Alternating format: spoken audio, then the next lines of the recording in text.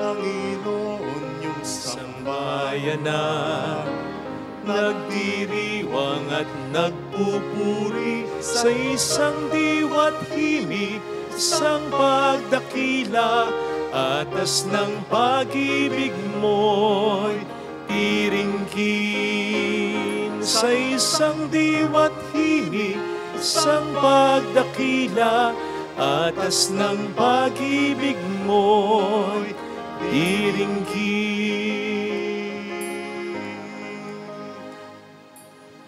Sa ngalan ng Ama at ng Anak ng Espiritu Santo. Amen. Sumainyo ang Panginoon. At sumayo rin. Ngayon po ipinagdiriwang ng ating inang simbahan ng kapistahan at ang paggunita kay Santa Domingo, isang pare. Hilingin natin ang kaniyang panalangin at matuturinawa tayo sa kaniyang halimbawa upang tayo maging marapat, halina't magsisimuna sa ating mga kasalanan. Tayo pong lahat, inaamin ko sa makapangyarihang Diyos at sa inyo mga kapatid, na lubha akong nagkasala sa isip, sa salita at sa gawa at sa aking pagkukulang. Kaya sinasamo ko sa mahal na Birheng Maria, sa lahat ng maanghel at mga banal, at sa inyo mga kapatid, na ako'y panalangin sa Panginoong ating Diyos. Kaawaan tayo na mapagmahal na Diyos, patawarin sa ating mga sala, at patnubayan hanggang sa buhay na walang hanggan. Amen. Panginoon, kaawaan mo kami. Panginoon, kaawaan mo kami. Kristo, kaawaan mo kami. Kristo, kaawaan mo kami. Panginoon, kaawaan mo kami. Panginoon, kaawaan mo kami. Iyuko natin ang ating ulo, pakibulong sa Panginoon ang ating intensyon. Pakisama po ang intensyon ng mga kasama natin sa pagsisimba, pagmimisa, ang intensyon ng mga tumutulong sa ating simbahan, ang intensyon para sa mga may sakit, para sa mga nag-aalaga sa kanila, para sa mga kapatid nating OFW. Pagdasal natin ang mga nagdiriwang ng kanilang kaarawan, katulad ni Jane Magbitang. Manalangin tayo. Ama naming makapangyarihan, ang iyong sambayanan naway tuwangan ng ulirang pamumuhay at pagdalangin ni Santo Domingo. Maging tagapagtaguyod nawa sa aming katapatan sa iyo, ang namuhay bilang tagapangaral ng mga asahang katotohanan mo sa pamamagitan ni Jesucristo, kasama ang Espiritu Santo magpasa walang hanggan. Amen. Maupo tayo.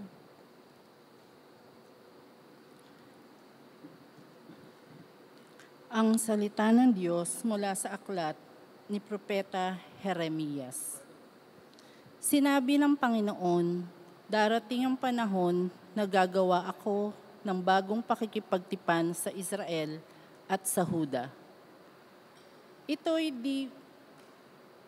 di gaya ng tipang ginawa ko sa kanilang mga ninuno nang ilabas ko sila sa Ehipto.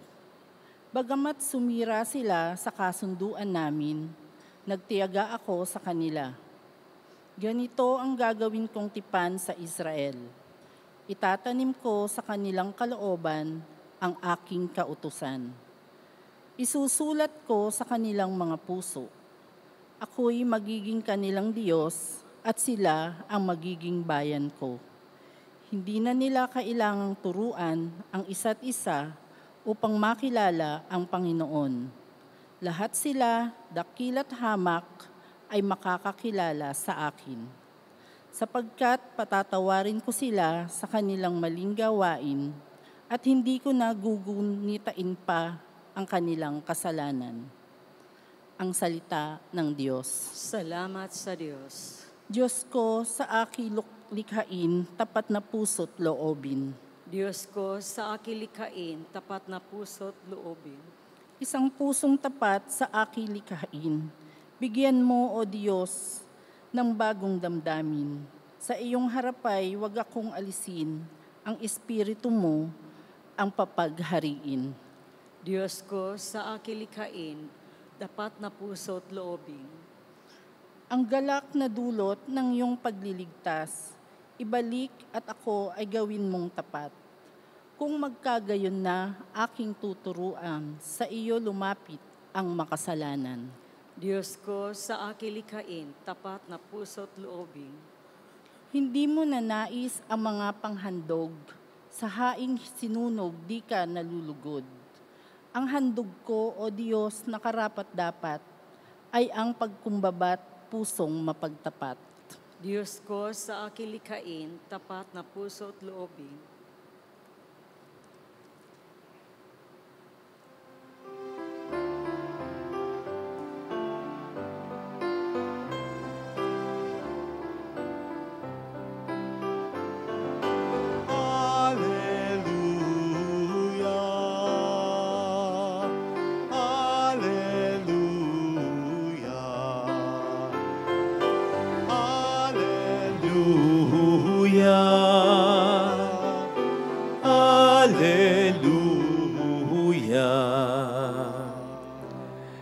Sumainyo ang Panginoon.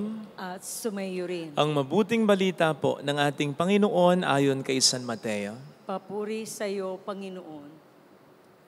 Noong panahong iyon, nang dumating si Jesus sa lupain ng Cesarea ng Filipos, tinanong niya ang kanyang mga alagad, sino raw ang anak ng tao ayon sa mga tao? At sumagot sila, ang sabi po ng ilan ay si Juan Bautista kayo. Sabi naman ng iba, si Elias kayo. At may nagsasabi pang si Jeremias kayo o isa sa mga propeta. Kayo naman, anong sabi ninyo? Sino ako?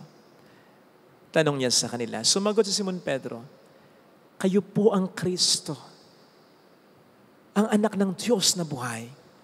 Sinabi sa kanya ni Jesus, mapalad ka Simon na anak ni Jonas, sapagkat ang katotohanan ito hindi inihayag sa iyo ng sino mang tao, kundi ng aking amang nasa langit. At sinasabi ko naman sa iyo, ikaw ay Pedro.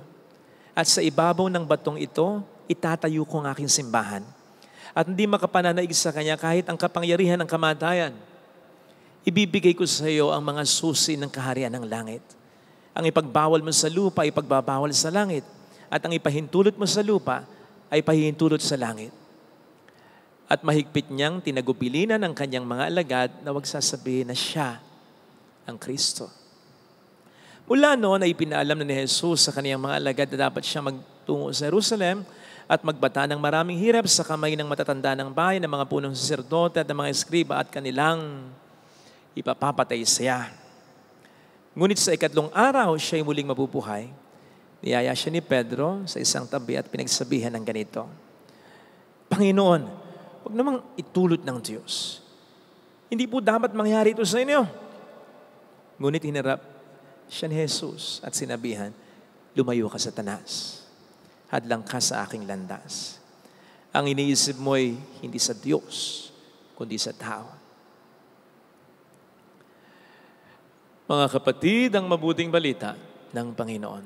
Pinupuri ka namin, Panginoong Hesukristo. Welcome po sa Our Lady of Lasalle at Quasay Parish kung saan ayos lang umiyak, sa pagkasamahan tayo ng mahal na ina sa pag-iyak at sa pagdarasal upang maging maayos ang lahat. Narinig po natin sa ating mabuting balita ang pagtatanong ni Kristo sa kanyang mga disipulo, sino ako ayon sa mga tao? Ay mga naririnig ninyo. And then, he also asked them, sino naman ako para sa inyo? Normal naman siguro talaga sa tao. Yung isipin kung anong iniisip at sinasabi sa kanya ng iba. Halimbawa, kapag mayroon siyang magandang ginawa, kapag mayroon siyang achievement, kahit na nga sa itsura, sa gamit, sa anumang material na bagay na meron siya. O di ba? Kaya kapag ipinakita niya sa Facebook, nako, from that moment na pinost niya yung picture niya, ano man yung inaasahan niyang makikita o mapapansin sa kanya. From that moment on, nako, umilang ka ng ilang araw.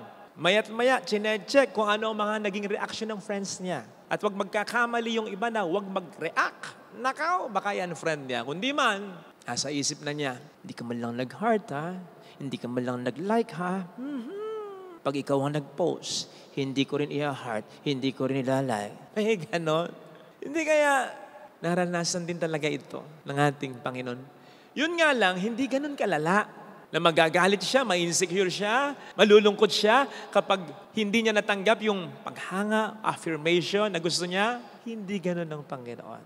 Dahil secured siya sa identity niya. Tingnan po ninyo yung mga in-enumerate na pangalan, hinggil sa sabi-sabi tungkol sa kanya, palagay ng mga tao tungkol sa kanya. Ang sabi po ng ilan, si Juan Bautista kayo eh. Ang sabi po ng iba, si Elias kayo. Si Jeremias kayo, o isa sa mga propeta. Men, mga bigating pangalan to. Mga bigating personalidad ito sa kasaysayan ng mga Hudyo. O hindi ba't si Juan Bautista ay nakala nilang Mesiyas talaga? O hindi ba't si Elias, ang pinakadakilang propeta in the Old Testament?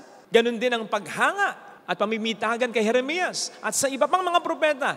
Sa totoo lang, lalo pat sa puntong ito, ay hindi naman din sila sigurado kung totoo ang sugo ng Diyos o anak ng Diyos si Kristo. Jesus could have stopped there and then and tells them, okay na. Ganda na naman narinig ko, solved na ako. Sarap na ng pakiramdam ko. Diba? Pwedeng gano'n na lang eh. Pero alam niya kasi, gaano man kataas o kahanga-hanga yung mga personalidad na in-enumerate sa kanya, hindi yun siya. Iba siya. May katangi-tanging personalidad, identity siya. Eh kahit nga yung sinabi ni Pedro, na tumpak na identity niya, pinuri nga niya, kahit yun ay hindi talaga galing kay Pedro, he took it, he praised it. Kasi yun talaga ang identity niya. Yun siya. Wala nang iba. Sana mga kapatid, ganun din tayo. Huwag nating hayaan na ang mundo at ang iba, kahit pa ang pinaka-close sa atin, napaka-meaningful nga para sa akin nung dinidiktahan siya ni Pedro eh. Na para bang sinasabi niya dito kay Pedro, na-appreciate ko yung concern mo pero hindi yan ang identity ko eh. Kailangang maghirap ako. Kasama yon sa identity ko para mailigtas ko ang tao. Sana tulad ni Kristo, ganun tayo. Huwag nating hayaan na ang mundo o ang iba, kahit ang mga taong sa atin ay mahalaga o pinapahalagahan tayo, huwag natin silang pabayaang ang magdikta ng ating identity, ng ating value, ng ating halaga. Sapagkat sa totoo lang, ito ay meron na. Tayo bilang mga anak ng Diyos, tayo bilang mga sinagip ni Jesus, tayo bilang mga naging dahilan ng paghihirap, kamatayan at muling pagkabuhay ni Jesus. That is our identity in Jesus. Hindi ko po sinasabi na huwag na tayo magsigap, huwag na tayo magpakabuti, huwag na tayong gumawa ng maganda, huwag na tayo magpagwapo, huwag na tayong paganda. Sinasabi ko, gawin man natin ang lahat ng ito, dapat ang panggalingan nito ay ang isang sariling secured na sa kanyang identity. So much so, napalulutangin na lamang ng mga magandang ginagawa natin, ng magandang itsura natin, ng mga magandang sinasabi natin. Yung identity na natin bilang mga anak ng Diyos at bilang mga tinubos ni Jesus. Hindi yung gagawa tayo ng mabuti, magsisikap tayo, magpapaganda, magpapagwapo, magsasalita ng maganda para lamang matanggap ng iba. Shouldn't be that way dahil tanggap na tayo. Para lamang maging mahalaga, shouldn't be that way dahil mahalaga na tayo. Para lamang mahalin tayo, shouldn't be that way dahil mahal na tayo. Hayaan nating mag-sink in yung identity yan. Hindi ko po kayo binobola. Nasa Bible yan. Ang Diyos ang nagsabi sa atin yan. Iniisip nga tayo ng Diyos kung papaano at kung ilang beses, parang mga buhangin sa dalampasigan. Nabibilang mo ba ang buhangin sa dalampasigan?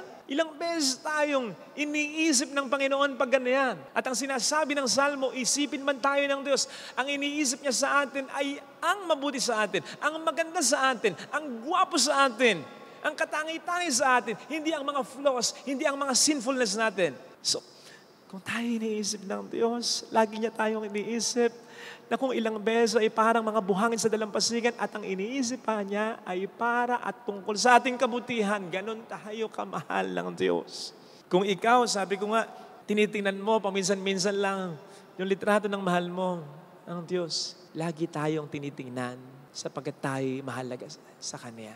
Dapat panghawakan natin ngayon Sapagkat kung hindi, hahanapin natin ang identity natin, ang halaga natin, ang value natin, ang silbi natin sa kung ano-ano, sa kung saan-saan, at kung sino-sino pa. And that will lead us to many sins. And hence, disappointments, discouragement, sadness. Pakatandaan po natin, na ito ang isa sa mga ugat ng unang pagkakasala ng tao. Insecurity. Hindi secured sa pagmamahal ng Diyos. Isipin po ninyo, kung secured na talaga sa pagmamahal ng Diyos, si Eva at si Adan, kung ito'y pinaniwalaan na nila noon pamanguna na sa paraiso, wala na naman silang hahanapin pa. Lalo ba't ang Diyos ay kasama nila? Kung yun ba ay pinaniwalaan nila, kung yun ba ay kinlaim nila, magkakasala pa ba sila? Come on! Hindi nila kinakailangan pang makinig sa ahas na nag-alok sa kanila ng iba. Iba? Kung secured na sila. Kaya yung insecurity na yan, lubayan natin yan. Kasi yan ang pag-uugatan ng marami nating kasalanan and therefore kalungkutan. O sige nga, bakit ka ba maghahanap pa ng iba? Meron kang asawa. Mahal ka naman ng asawa. Mahal mo naman siya. Nagbago siya? Naging bungangera siya? Tumaba siya? Amoy sapsap pa? Ganun ba? So, binabalik mo sa kanya, sinasabi mo may kulang sa kanya. Hindi kaya may kulang muna sa'yo? Sapagkat kung kompleto ka, kung secured ka, magbago man ang asawa mo, hindi ka mangangailangan at titingin sa iba. Madalas ganun Kapag may naglolokong asawa, ang baling agad ng sisi sa asawa, may kulang sa'yo, hindi mo na sa akin pinoprovide dito, hindi ka na ganito. Kung ikaw ay kompleto, kung ikaw ay secured, magbago man ang asawa mo, hindi ka magnanais na ipagpalit siya sa iba. Kaya nga para sa akin, bago mag-asawa, dapat secured ka. Madalas meron tayong palasak na kasabihan, you complete me. Hindi dapat ganun Dapat kompleto na tayo. Kompleto lang mag-asawa. Bago mag-asawa. Hindi yung iaasa mo sa magiging asawa mo, yung kakompletuhan ng buhay mo. Ba't di naman kayo lagi magkakasama? Sabay ba kayong mamamatay? At paano kung magbago siya? Ganun na nga, di ba? Nakakatawa pa nga minsan yung mga iniisip ng iba tungkol sa mga byuda, iniwan ng asawa, niloko ng asawa. Yung tingin na, ay, byudo yan, sabik sa kasama yan. Ganon. May mga ka-close, may mga kaibigan ako, byuda, kukwapo, gaganda, napakababait. Pero hindi hayok na hayok magkaroon ng kasama. No boyfriend, no husband, no second wife, no problem. Ganon sila, masaya. Bakit? Kompleto sila. Buo sila. Ganun sana. Bakit kinakailangan mong i-demand na igalang ka? Bakit kinakailangan idikta? Bakit? Bakit kinakailangan mag-ibang? Kung secured ka. Diba? Bakit kinakailangan mong ipatanggap yung sarili mo? Kung secured ka. Kung secured ka, unang-una, dapat ikaw makatanggap ng sarili mo kahit di ka tanggap ng iba. Kulang na kulang. Nagpe-pretend lang na kumpleto. Nagpe-pretend lang na kayang-kaya. Hindi ka makatanggap ng paggalang ng iba. Galit na galit ka. Kulang ka. Insecure ka. Ba't kinakailangan mahal na mahal kung pwedeng mura naman? Ba't kinakailangan maraming-marami kung pwede naman konti lang? Ba't kinakailangan bonggang-bonggang kung pwede naman simple lang? Ba't kinakailangan may camera kung pwedeng wala naman nakakita? Insecurity. Yan. Aminin mo sa sarili mo. Aminin natin sa sarili natin.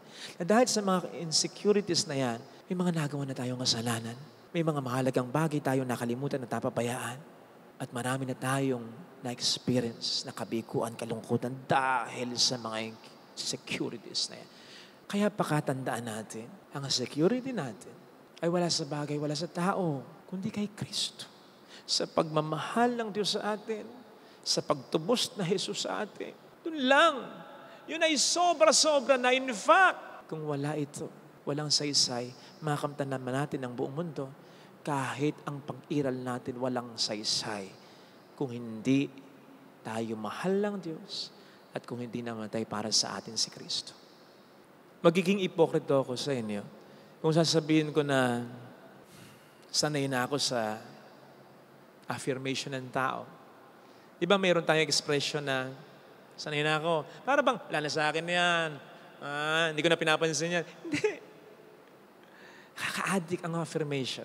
Yung purihin ka, picture ng pa-picture sa'yo, pa-autograph sa'yo, it won't be enough. Hindi ka masasanay. You'll crave for more. Kaya, alam ng Diyos na talagang ginagawan ko ng paraan ito para hindi umakyat sa aking ulo. Nandyan yung, hindi ako tumatanggap na ng schedule sa labas. Kasal sa labas, misa sa labas. Kung makita po ninyo ako, paminsan-minsan, ayun na ibig sabihin, matagal ng imbitasyon yon. O natanggihan ko na ng kung ilang beses yon. Nahiya na lang ako. Kaya ako pinagbigyan. Pero, other than that, wala na. Recollection retreat, hindi na. Kahit nga po yung mga imbitasyon na kumain lang sa labas, sa bahay nila, pakadalang na. Pakadalang na. Sabi ko nga, ngayon ako, pwedeng magkaroon ng mas maraming kaibigan kung saan-saan. Pero, iwasan ko yan. Kasi unang-una, hindi ko naman kayang alagaan. Pangalawa, ayoko nga pong masyadong ma-addict sa katanigan. Nandiyan, pasensya na, hindi na ako ganong nagbabasa talaga ng mga comments. Mabibilang na lang sa daliri ng isang kamay. Sa loob ng isang buwan or 2 buwan. Pero, I assure you na yung mga mahalagang hinihingi nyo ng panalangin na kararating po sa akin. Naiwasan ko lang pong mag-comment, yung magbasa ng mga comments na, alam nyo na, Father ganito, Father galing, ay ganun. At whenever someone affirms me, I always say thank you and praise God. Laging nandun yung salamat sa Diyos. Kasi ayaw ko i-depende sa tao, sa bagay, sa mga ginagawa kong identity ko. Hindi naman ako laging malakas. Hindi naman laging okay ang homilik ko. Hindi naman ako laging mabait. Isa pa, hindi na talaga ako bumibili ng mga mahaling gamit. Simple lang. I see to it na kapag nagsusot ako ng damit, t-shirt na puti lang. O kaya yung clerical lang, pampari lang. Napakarami ko ng damit na hindi ko na isusuot. Napakarami ko ng pinamigay. Kapag nagbe-bless ako ng sasakyan, alam mo yun, yung sasakyan na gusto ko dati pa. Pero alam ng Diyos kung paano ko pinipigil ang sarili kong bumili ng bagong sasakyan. Yung sasakyan ko, 8 years na, second hand pa yan. Honda City. That's it. At dinagdagan ko yung mga tinutulungan ko. Kasi dinidisiplina ko ang sarili ko na hindi idepende ang identity ko sa lahat ng ito. Hindi naman po kasi habang panahon, malakas tayo. Hindi habang panahon, okay tayo. Hindi habang panahon, meron tayo. Pero habang panahon, habang tayo nabubuhay at hanggang sa kabilang buhay, may Panginoon na sa atin ay nagmamahal at hindi nagbabago, ni hindi nababawasan ng kanyang pagmamahal. Kaya sa kanya natin at hindi sa kung saan, sa kung sino, sa kung ano, natin idepende ang identity natin.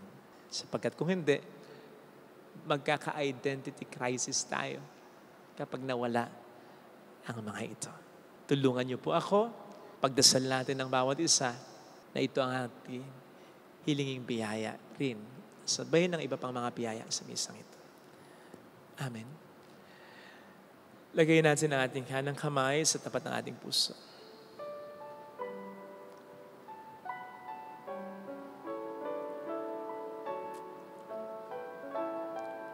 Awitin natin. Alam kong may magagawa ang Diyos.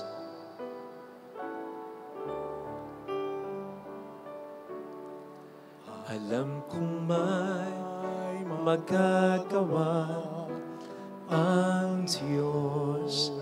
Alam kong may magagawa ang Diyos. Alam kong may magagawa ang Diyos. Kung ako'y magtatapat, Kung ako'y magtatapat, sa Kanya'y maglilingkod, sa Kanya'y maglilingkod, alam kong may magagawa ang Diyos. may Hindi ako magtututa. magagawa. Ako'y matutulungan niya. Alam kong di ringgin ng Diyos ang samu ko, Alam kong di ringgin ng Diyos sapagkat anak niya ang ako. samo ko. Alam kong di ringgin ng Diyos ang samu ko, Alam kong di ringgin sapagkat mahal niya ang ako. samo ko. Kung ako'y magtatapat, Kung ako'y magtatapat, sa Kanya'y maglilingkod, sa Kanya'y maglilingkod, alam kong tiringgin ng Diyos ang samo ko. tiringgin ng Diyos. Pikit natin ang ating mga mata. Panginoon, salamat ha. Hindi pa man kami nabubuhay, mahalaga na kami. Lalong wala pa man kaming ginagawang maganda, mabuti. Mahalaga na kami. Mahal na mahal mo na kami. Tinubos mo na kami. Salamat, Panginoon. Tulungan mo po kami ito ay paniwalaan namin, panghawakan namin, upang magsikap pa rin kami, magpakabuti pa rin kami. Ayusin pa rin namin ang buhay namin, pero hindi namin idepende sa lahat ng ito. Sa kahit sino, sa kahit ano, ang halaga namin, kundi sa iyo lang, Panginoon. Wala naman kaming daladala, wala rin kaming dadalin pag-alis namin dito. Hallelujah! Purihin ang Diyos. Hallelujah! Siya ang purihin ng tao, hindi ikaw. Siya ang pasalamatan ng tao, hindi ikaw. Siya ang matanyag, hindi ikaw. Sa Kanya mo kunin ang halaga mo. Sa Kanya mo kunin ang pagmamahal na hinahanap at iniisip mo, ninanais mo. Sa Kanya mo kunin. Pag sa iba, mabibigo ka, malulungkot ka, madidisappoint ka. Pero kung mula sa Kanya, araw-araw pwede mong sabihin sa mayroong magandang mangyayari sa iyo. Higit pa sa inaasahan mo. Kung lalapit ka kay Jesus, maaaring matagal, maaaring mahirap. Pero magiging maayos ang lahat. Mayroong magandang mangyayari sa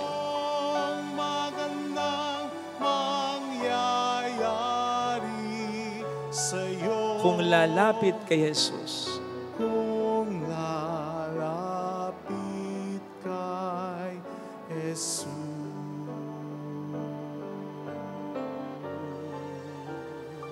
papuri sa Ama at sa Anak sa Espiritu Santo. Kapara nung anong una, ngayon magpakailanman, magpasawalang hanggan. Amen. Pag-aalay.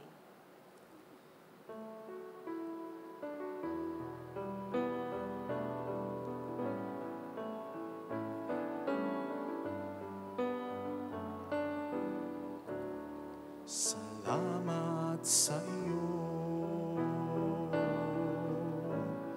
aking Panginoong Jesus.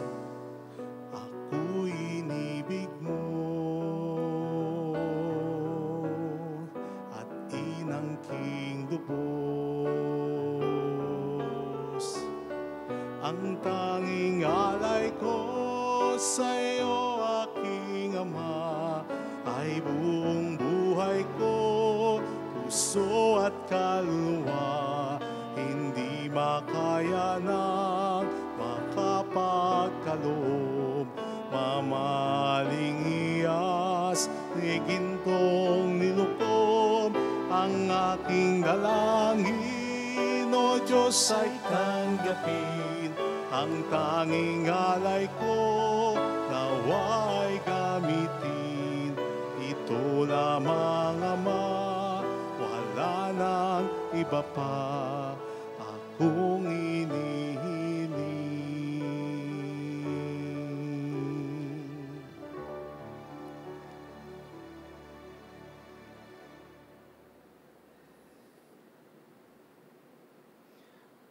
Manalangin tayo, pang ating handog ay maging kalugod-lugod sa Diyos Amang makapangyarihan. Tanggapin nawa ng Panginoon itong paghahain sa iyong mga kamay, sa kapurihan niya at karangalan, sa ating kapakinabangan at sa buong sambayanan niyang banal. Ama naming lumikha, ang mga inihahain naming panalangin ay tunghayan mo pakundangan sa pakiusap ni Santo Domingo. Sa katatagang dulot ng paghahain ito, patibayin mo ang mga nagtatanggol sa pananampalataya, pakundangan sa pagtatangkilik ng kagandahang loob mo sa pamamagitan ni Jesucristo. Kasama ang Espiritu Santo, magpasa walang hanggan. Amen. Sumayin niyo po ang Panginoon. At sumayo rin. Itaas sa Diyos ang inyong puso at diwa. Itinaas na namin sa Panginoon. Pasalamatan ng Panginoong ating Diyos. Marapat na siya'y pasalamatan. Ama naming makapangyarihan, tunay ngang marapat na ikaw ay pasalamatan. Ngayon kinagagalak naming may mga banal na tao na nagtalaga ng sarili sa anak mong si Heso Kristo upang ipamalas nila ang pag-ahari mo at maakit ang kapwa na manalig sa iyo.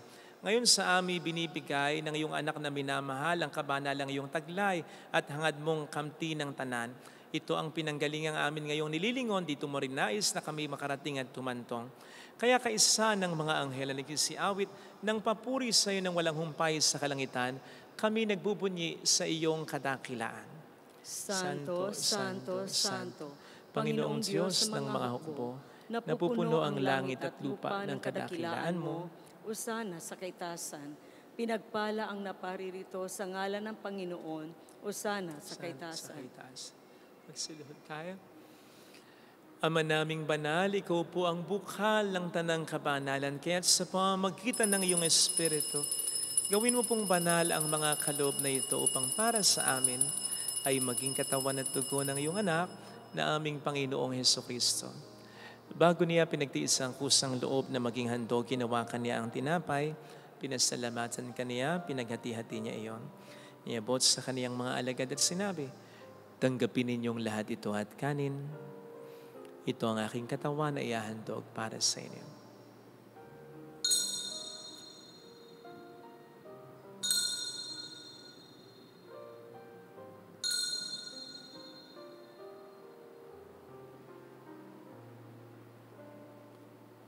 Gayun din naman nang matapos ang hapunan, ninawakan niya ang kalis. Muli kaniyang pinasalamatan. Iniabot niya ang kalis sa kaniyang mga alagad at sinabi, tanggapin ninyong lahat ito at inumin. Ito ang kalis ng aking dugo ng bago at walang hanggang tipan. Ang aking dugo na ibubuhos para sa inyo at para sa lahat sa ikapagpatawad ng mga kasalanan. Gawin niyo ito sa pag-alala sa akin.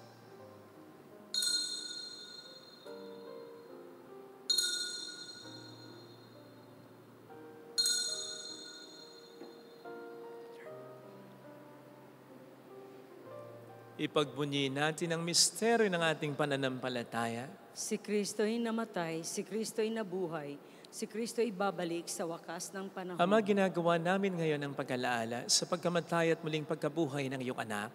Kaya, nialay namin sa iyong tinapay ng buhay, ng kalis ng kaligtasan. Kami po'y nagpapasalamat dahil kami iyong minarapat na tumayo sa harap mo para maglingkod sa iyo. Sinasamo namin kami na magsasalo sa katawan at dugo ni Kristo, ay mabuklod sa pagkakaisa sa pamamagitan ng Espiritu Santo. Ama, lingapin mo ang iyong simbahang laganap sa buong daigdig. Puspusin mo kami sa pag-ibig. Kaisa ni Francisco na aming Papa, ni Dennis na aming Obispo at ng Tanang Kaparian. Alalahanin mo po ang mga kapatid naming nahimlay nang may pag-asang sila'y muling mabubuhay, lalo ng aming mga ipagdarasan. Saglit nating ipagdasal ang ating mga minamahal na yumao. Kaawaan mo sila at patuloyin sa iyong kaliwanagan. Kaawaan mo at pagkingtapatin kaming lahat na makasalo sa iyong buhay na walang wakas. Kaisa ang mahal na Birhen ng Lasalat, ang ina ng Diyos. Isanuse ang kabiyak ng kanyang puso lahat ng mga banal na namuhay dito sa daigdig ng kalugod-lugod sa iyo. May pagdiwang nawa namin ang pagupuri sa ikararangal mo sa pamamagitan ng iyong anak at aming Panginoong Hesukristo. Sa pamamagitan ni Kristo, kasama niya at sa Kanya, ang lahat ng parangal, papuri ay sa iyo, Diyos amang makapangyarihan, kasama ang Espiritu Santo magpa sa walang hanggan. Amen. Tumawag tayo sa Ama.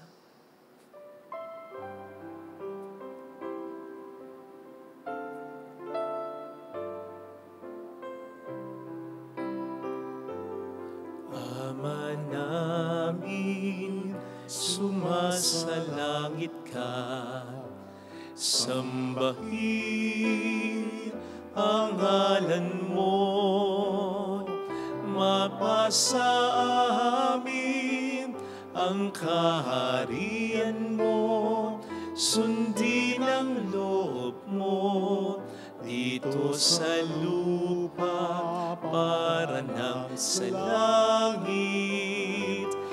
Bigyan mo kami ngayon ng aming kakanin sa araw-araw at patawarin mo kami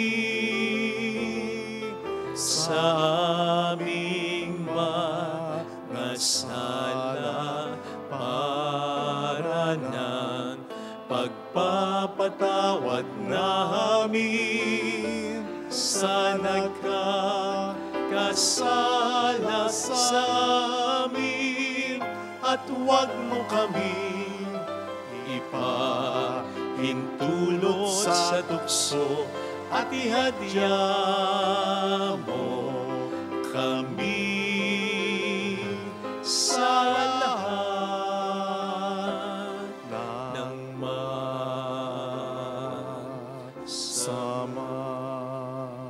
Niling namin kami adya sa lahat ng masama, pagkalooban ng kapayapaan araw-araw, iligtas sa kasalanan, sa kapahamakan, maging sana sa mga seryosong karamdaman, samantalang aming pinaghahandaan ang dakilang araw ng pagpapahayag ng tagapagligtas namin si Hesus Kristo.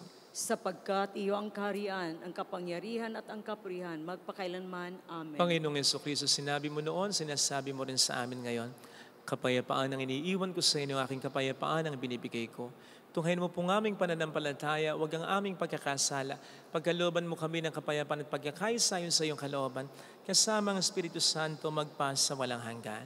Amen. Ang kapayapaan ng Panginoon ay sumainyo nawang lahat. At sumayo rin. Magbigayan tayo ng kapayapaan sa isa't isa. Kapayapaan po. Kordero ng Diyos na nag-aalis sa mga kasalanan ng sanlibutan, maawa ka sa amin.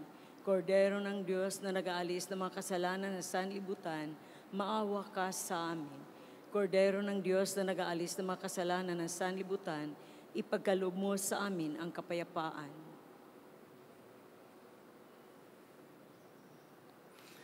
Narito sa harap natin ng Panginoon ang ating buhay at kaligtasan, mapapalad tayong inaanyayahan. Panginoon, hindi ako rapat-dapat na magpatuloy sa iyo, ngunit sa isang salita mo lamang ay gagaling na ako.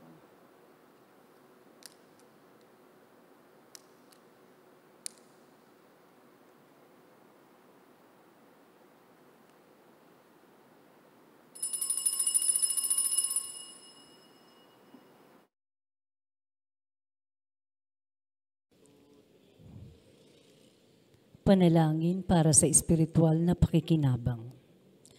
Panginoong Hesus, ako ay naniniwala na ikaw ay nasa kabanal-banalang sakramento. Iniibig kita ng higit sa lahat at ninanasa kong tanggapin ka sa aking kaluluwa. Sapagkat sa mga sandaling ito, hindi kita matatanggap sa sakramento. Tumuloy ka sa espiritu sa aking puso. Niyayakap kita na para bang naririto ka na. Inaalay ko ng buong buo ang aking sarili sa iyo. Huwag mong hayaang mawalay ako sa iyo. Amen.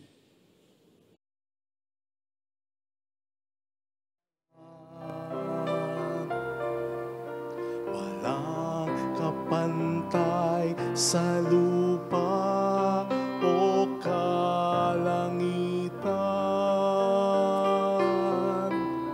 maging ang sanggol na wala pang malay, sambit ang papuri sa pag-ibig mong taglay. Sino ako na tao lamang at minahal mo ng walang hanggan? Sino ako na tao lamang at minahal mo ng walang hanggan? Sino ako na tao lamang at minahal mo ng walang walang hanggan. Sino ako na tao lamang at minahal mo ng walang hanggan, at minahal mo ng walang hanggan.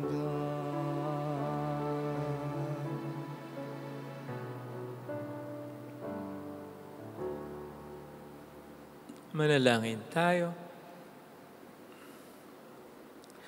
Ama naming mapagmahal, ang lakas na dulot ng piging mong banal ngayong ginugunita si Santo Domingo ay lubusan nawang pakinabangan ng iyong sampayanan na napanariwa at napamunga sa kanyang pangangaral at naway matulungan ng kanyang pagdarasal sa pamamagitan ni Jesucristo kasama ang Espiritu Santo magpasa walang hanggan. Amen. Holy God, Holy Mighty One, Holy Immortal One. Have mercy on us and on the whole world. Holy God, Holy Mighty One, Holy Immortal One. Have mercy on us and on the whole world. Holy God, Holy Mighty One, Holy Immortal One. Have mercy on us and the whole world. Jesus, King of Mercy, We trust in you. alalahanin, Alalahanin, o mahal na Birhen ng Lasalet, ina ng pag-asa, ikaw ang nagpapaalala sa aming magbalik loob sa Ama. Ito ang nagpapatunay na ang kagandahang loob mo'y nanatiling busilak sa pag-aaruga mo sa amin tungkulin mo'y tinupad. Sa paanan ni Kristo itinuring mo kaming mga tunay mong anak. Kaya ninais mong niisa'y huwag mapahamak. maging sa iyong walang tigil na pananalangin, pati luha ay pumatak. Huwag nawang mawala ng saysay ang iyong paghihirap. Hiling nawa namin sa iyo, o aming inang liyag, na matapos ang pakikibaka namin sa mundo ito, at sa pananatili naming tapat kay Kristo, sa kapurihan mo'y makibahagi kaming ganap, upang kung nasaan ka ngayon, maparoon din kaming lahat, at ang kaganapan ng kalulwatian ng Diyos na may tuluyang matupad. Mahal na Birhen ng Lasalet, tagapagkasundo ng mga makasalanan. Ipanalangin mong walang batid kami mga dumudulog sa Maraming salamat po sa inyong tangkilik, sa inyong pakikiisa sa ating banal na misa. Salamat po sa mga tulong na binibigay po ninyo, lalo na yung mga nagpapadala rin through our GCash and bank account. Marami pong natutulungan ito at sa ngayon nga po ang project natin ay yung pagpapatayo ng mga chapels. Salamat po ng marami sa inyong lahat.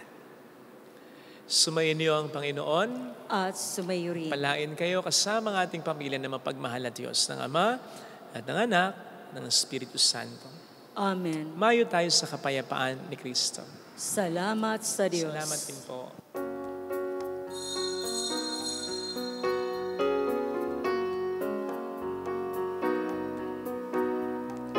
On this day, O Mother of our Lord, we sing you praise for lighting up our way.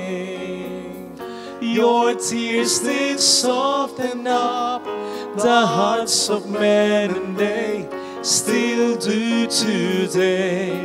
May our love for you bring comfort in your pain. On this day, O Mother of our Lord, we sing you praise for lighting up our way. Your tears did soften up the hearts of men, and they still do today. May our love for you bring comfort in your pain. Salamat po.